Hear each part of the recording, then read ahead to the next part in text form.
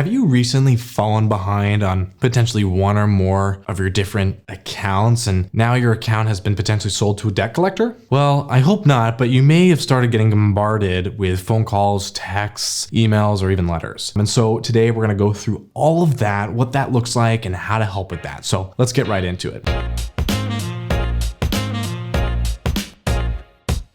Welcome to Ascend Finance's YouTube channel, where we cover debt collections and help you understand the costs, pros and cons, and help you make the most informed decision, as we want to help you get out of debt cheaper, easier, and faster. My name is Justin, and let's get into it. In this video, I'm going to cover things you should and may not want to say to debt collectors. Also, this is not legal advice, but just for information only. So the three things that I'm going to go through is first, 5 things to say when you're speaking with a debt collector, 5 things not to say when you're speaking with a debt collector, and how to navigate conversations with a debt collector. So as you already know, everyone's situation is unique. And so we built a free debt relief cost and duration calculator that I included a link in the description below that'll help you understand the cost, the duration, and the pros and cons of your different options. If this video ends up being helpful, feel free to click the like button below, as that's always encouraging for us to see. And you can also subscribe to us if you want to see additional content down the road as we try to make new videos weekly. So let's get started. First, I'm going to touch on 5 things not to say to potentially a debt collector. So first, potentially not acknowledge that you actually owe the debt, because this could potentially reset the statute of limitations. Second, do not provide them with any income for information or any information regarding your financial situation. If they ask for payment information, do not provide it until you've had the time to look at all the documentation and you've come to an agreement on a payment. Now, some debt collectors may try to provoke you or make you angry. Do your best to stay patient and calm. Keep a record of everything they say to you. You can end the call if they are making you feel uncomfortable. Do not make any payments, even a good faith payment, until you understand what you're getting yourself into. Now, you may be wondering what they're actually going to ask you.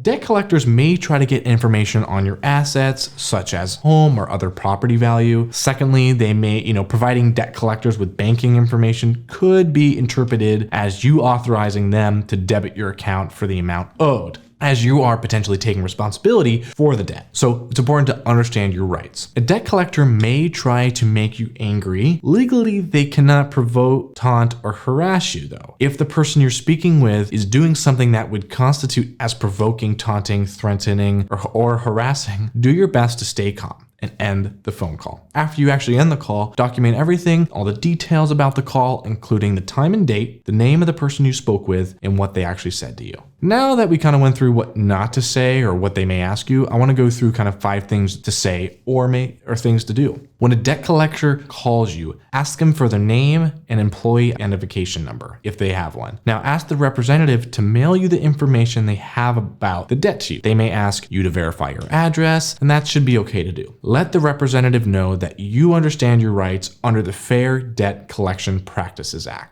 You can tell the debt collector to stop calling you. You may want to do it, or you may have to do it in writing though. If the debt collector is calling you at work, let them know you are not allowed to take these types of calls at work. They are not allowed to call you at work after you tell them to stop. Now, I want to kind of go through, maybe doing some debt verification. You'll want to probably verify that, what the debt collection agency is coming after you for is actually something that you owe. So you may want to request that they mail you all the information, and that way you'll be able to verify the information and make sure that you actually owe this money. If you are starting to get collection calls, or if it's been for some time, you may want to go over the Fair Debt Collection Practices Act and go through the website and read through all of your rights, as it's very important to understand them. At any point in the debt collection process, you can request that a creditor stop calling you though. You have to submit it in writing, as I said, and they will send you a response letter showing that they have received your request. Make sure you keep a dated copy of your letter that you sent to them. I know it's a lot of information all at once, but I do hope that this video was helpful. If you have any questions at all, feel free to comment down below and we'll try to get back to you as soon as possible. And also take our calculator. It'll ideally give you the kind of a breakdown of the cost, duration, and the pros and cons so that you can make the most informed decision. But again, like I said, comment below or give us a call or text at 833-272-3631. I'll try to be available, and that way I can try to answer your questions. If not, we'll be able to do it and someone here at the team. So give us a call, give us a text. We're always here if you have a question. Thanks again for watching.